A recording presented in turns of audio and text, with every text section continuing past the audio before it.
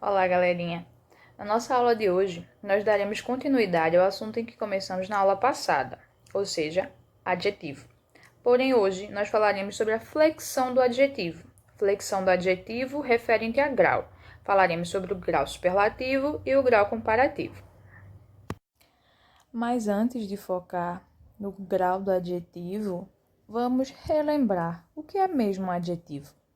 Adjetivo é a classe gramatical responsável por caracterizar o substantivo, ou seja, o adjetivo pode indicar uma qualidade, um defeito, um estado do substantivo. Vamos ver aqui nos exemplos.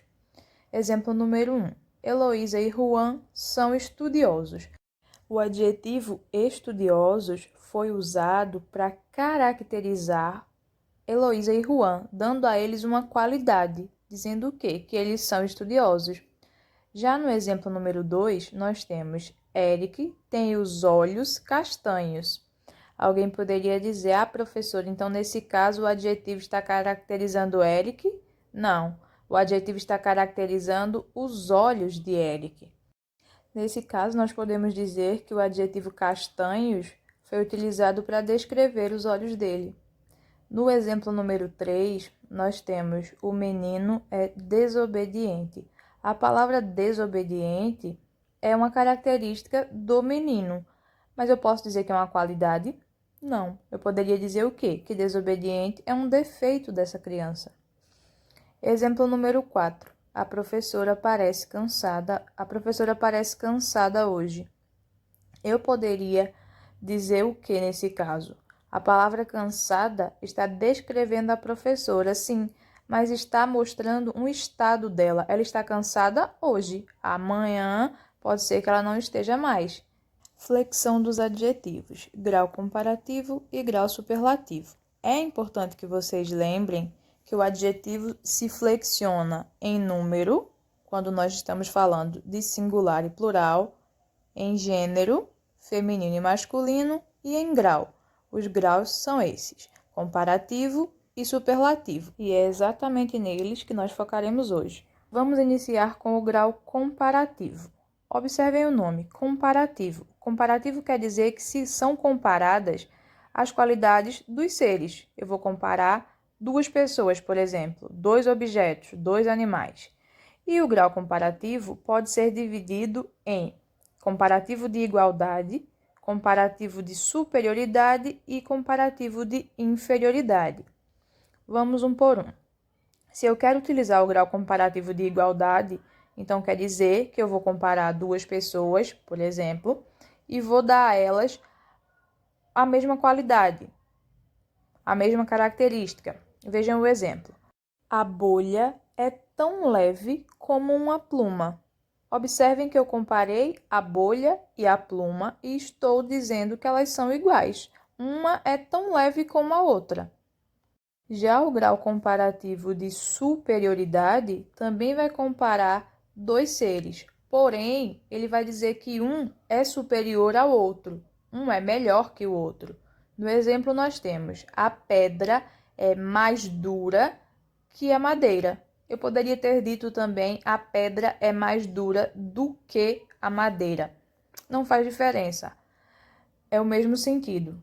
Eu estou comparando uma pedra e uma madeira. E estou dizendo que uma é mais dura do que a outra. Então, quer dizer que a pedra é superior à madeira. E o terceiro tipo de grau comparativo é o comparativo de inferioridade. Se no de superioridade eu estou dizendo que algo é melhor do que o outro, no de inferioridade eu vou dizer que algo é pior do que o outro. No exemplo, nós temos mamãe é menos paciente que papai. A pessoa comparou a mãe e o pai e inferiorizou a paciência da mãe em relação à paciência do pai. Por isso, ela disse que a mãe é menos paciente do que o pai. Observem que no grau comparativo de igualdade é usado o tão e o como para comparar e igualar. No de superioridade é usado o mais que. E no de inferioridade é usado o menos que. Seguindo agora, nós temos o grau superlativo. O que é o grau superlativo? é aquele que expressa as qualidades dos seres num grau muito elevado ou num grau máximo. O grau superlativo pode ser absoluto ou relativo. Vejam o grau absoluto. Bernardo é um pai pacientíssimo. Ou seja, Bernardo é um pai muito paciente. Quando utilizamos adjetivos no grau superlativo absoluto, eles são ainda divididos em duas partes. O grau superlativo absoluto analítico, que é quando usamos a palavra muito, como no exemplo, Bernardo é um pai muito paciente, e o grau superlativo absoluto sintético, que é quando usamos os adjetivos terminados com esses sufixos, íssimo, como em pacientíssimo, rimo, como em chiquérrimo, e imo, como em máximo. Já o grau relativo diz o seguinte: Bernardo é o mais paciente dos pais. Então, no relativo, é como se nós fizéssemos uma comparação geral e ele fosse o mais paciente de todos os pais que existem. Fiquem atentos a esses casos. Muitas vezes vocês vão comparar algo ou alguém e acabam comparando de maneira incorreta. Não podemos dizer que alguém é mais grande do que outro. Não. Nós devemos dizer que esse alguém é maior do que o outro. Não podemos dizer também que alguém é mais pequeno. Devemos dizer que esse alguém é menor.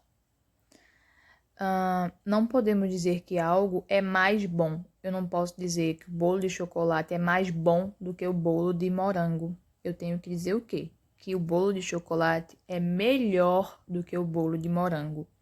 E também não devemos dizer que algo é mais mal. Simplesmente devemos dizer que esse algo ou esse alguém é pior.